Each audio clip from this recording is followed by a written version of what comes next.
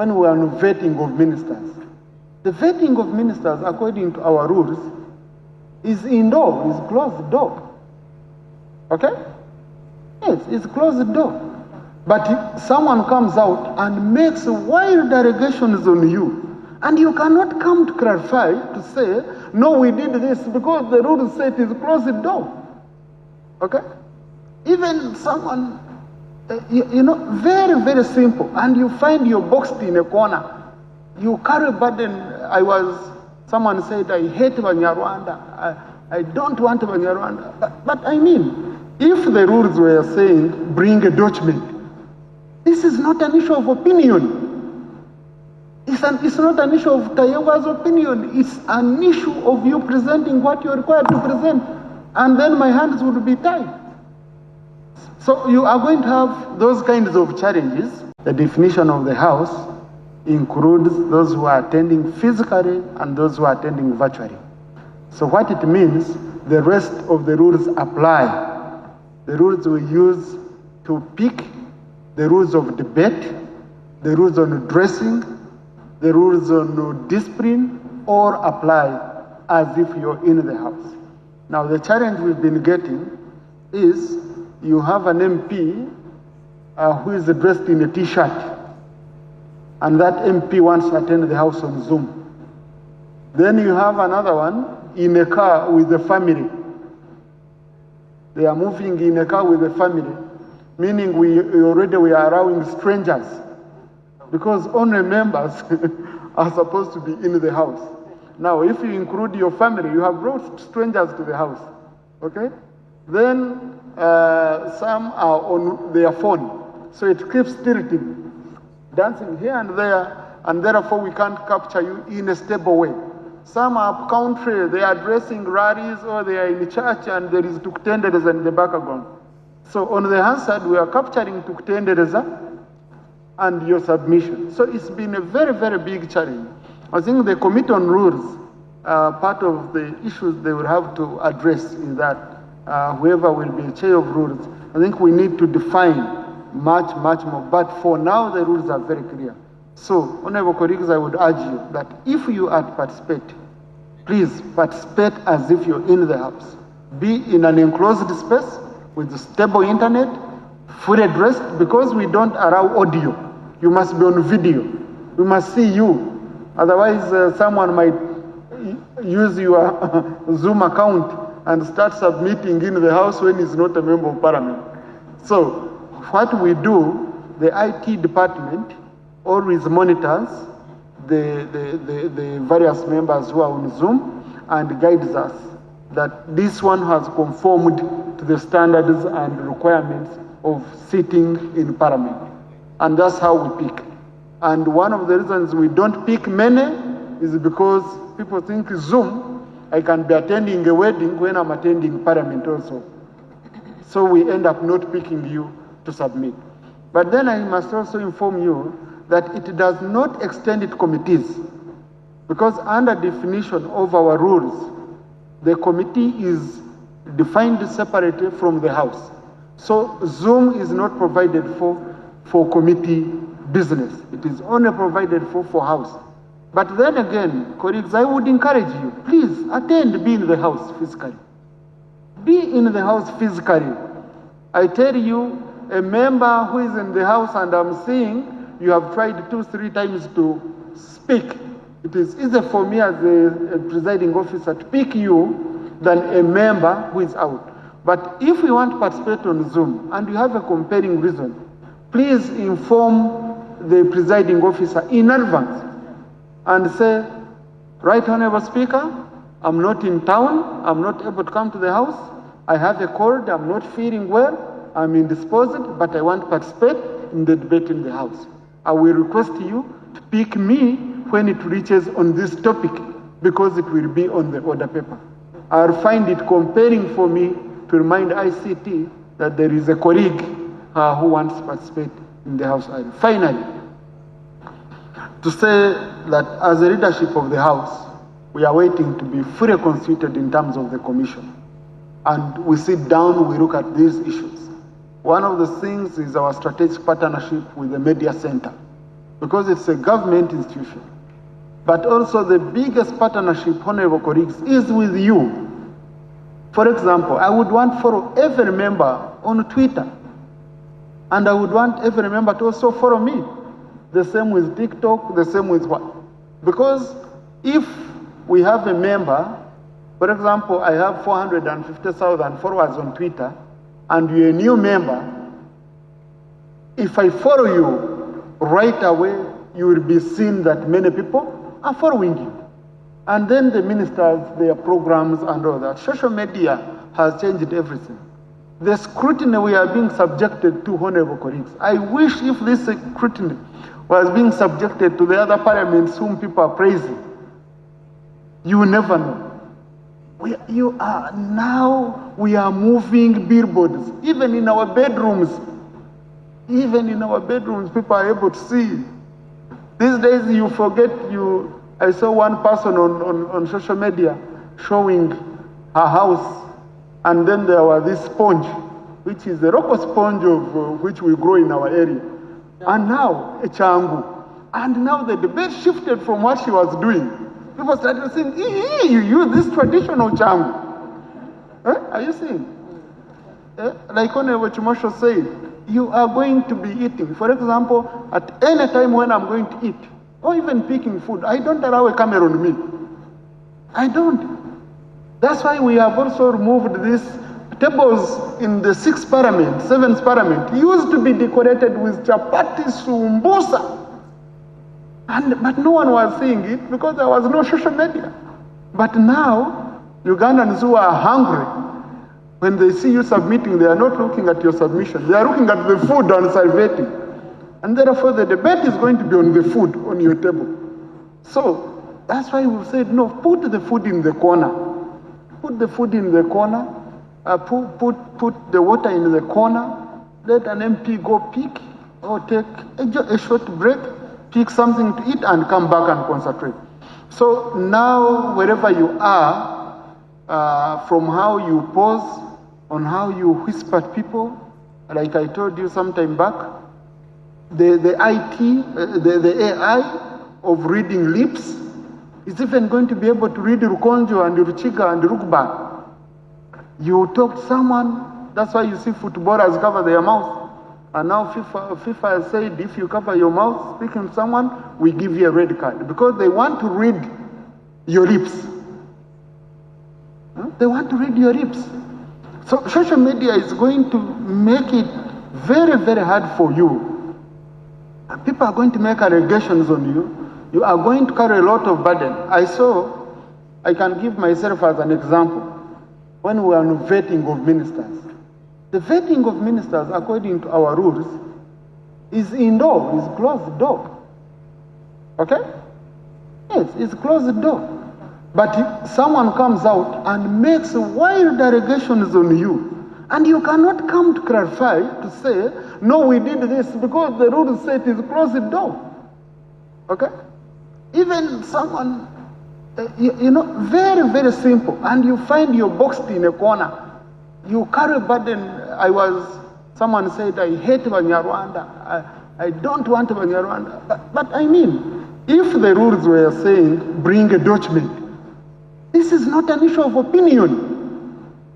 It's not an issue of Tayebwa's opinion. It's an issue of you presenting what you're required to present. And then my hands would be tied. So you are going to have those kinds of challenges.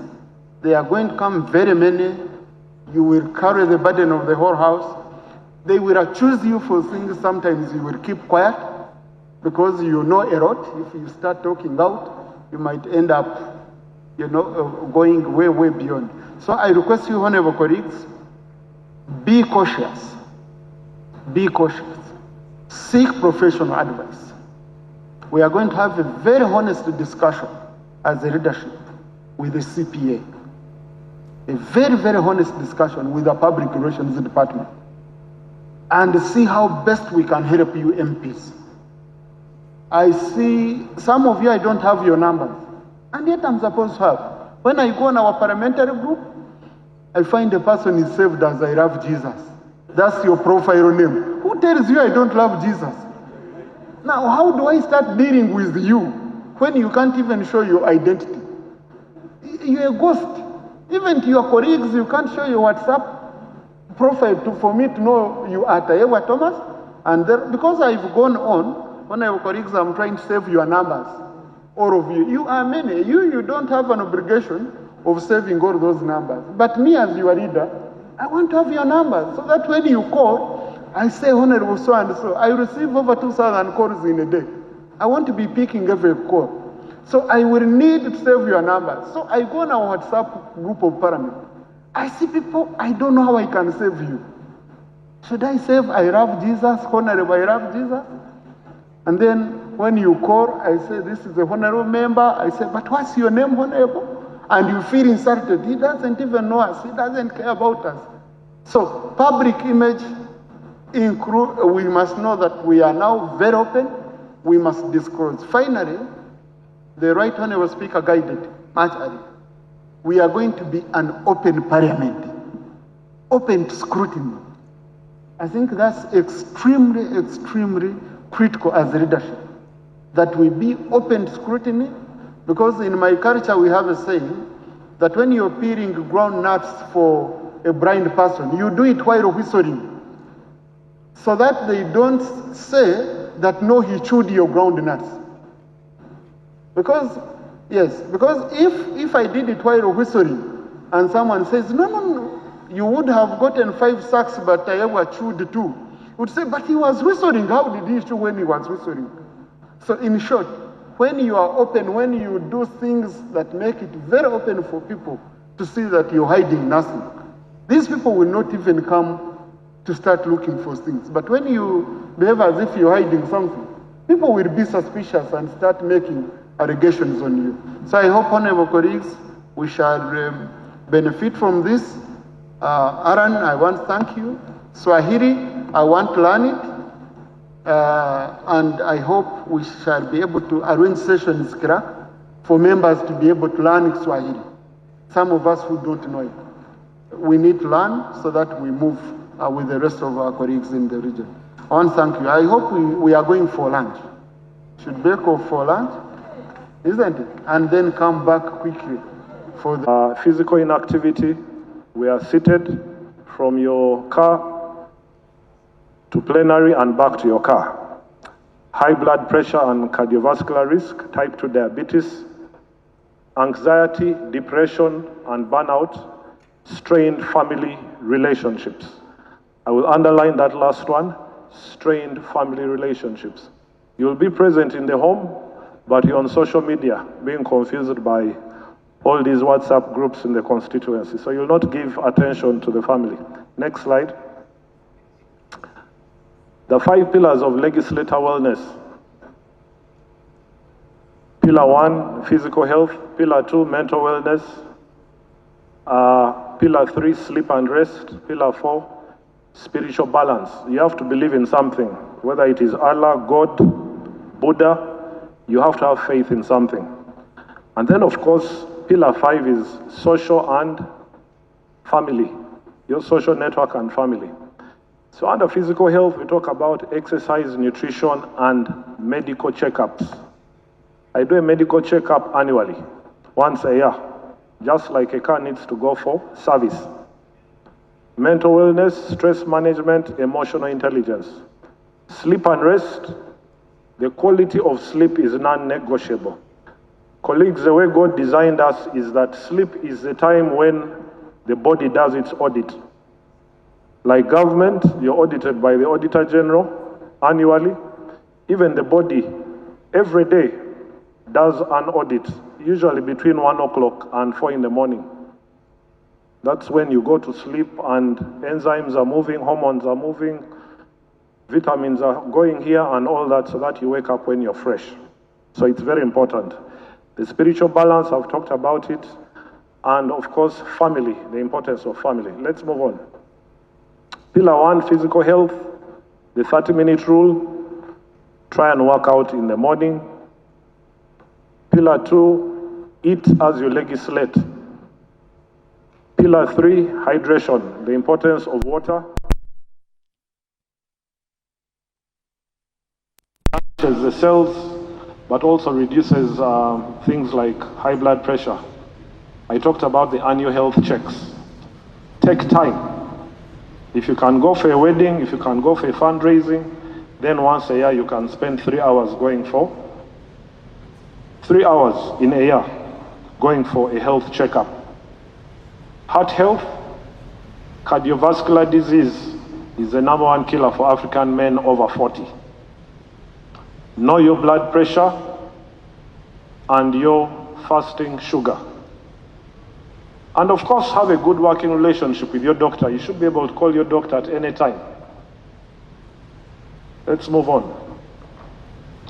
Mental wellness and burnout prevention. I think somebody will talk about it, the next presenter. But what are the warning signs of burnout? Constant exertion even after rest. You sleep, but in the morning you're tired.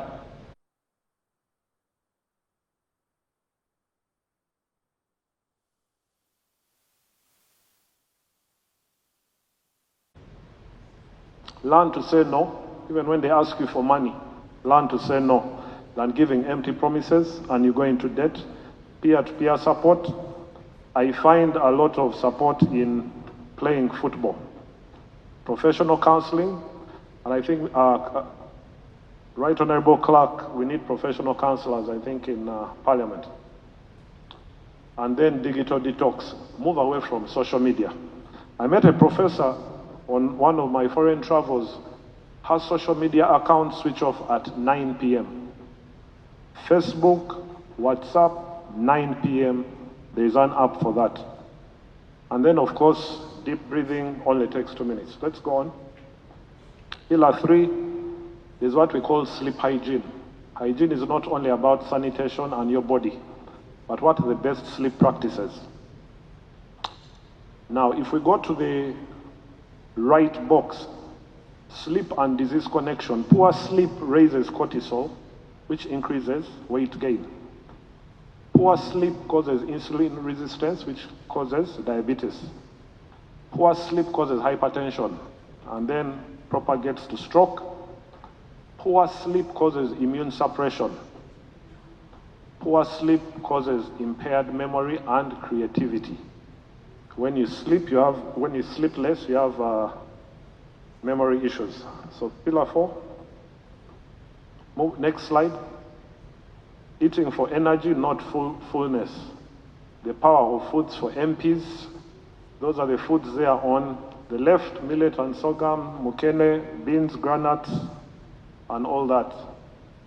If we go to the red, what should we watch out for? The ones that cause blood sugar. Fried and processed meats, sitting all day plus fat, it's a high risk. Sodas, energy drinks, excessive alcohol. I've not said do not drink. We need money for the economy. But please drink in moderate judgment. Late night heavy meals before bed. You eat at midnight and then you go to sleep. So the food just sits in the stomach and takes time to be sent to the intestines and so forth. Of course, missing breakfast and lunch. I've given you my experience that I'm eating poorly ever since I got this new assignment. Eating fast without mindfulness. Let's move on. Spiritual balance and social wellness. We all know the power of being spiritually aligned, going to church, going to the mosque. I'm not sure about going to the witch doctors, but if that's your faith, and if that's where you find comfort and calm, please do that. Daily quiet time. If everybody in the world spent 10 minutes every day just meditating, and I remember colleagues, one time the president told us he likes to meditate. Sometimes I think when you're seated there stressing him, I can see that he's away deepful in thought. So meditating 10 minutes a day is good practice. Gratitude practice.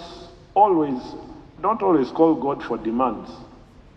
Call him to say thank you. Attend your place of worship, read, and then take note of journal writing. Family and social wellness, protect family time. Colleagues, when we're in trouble, family is our first port of call. Family is our first port of call. Please respect them and give them their time.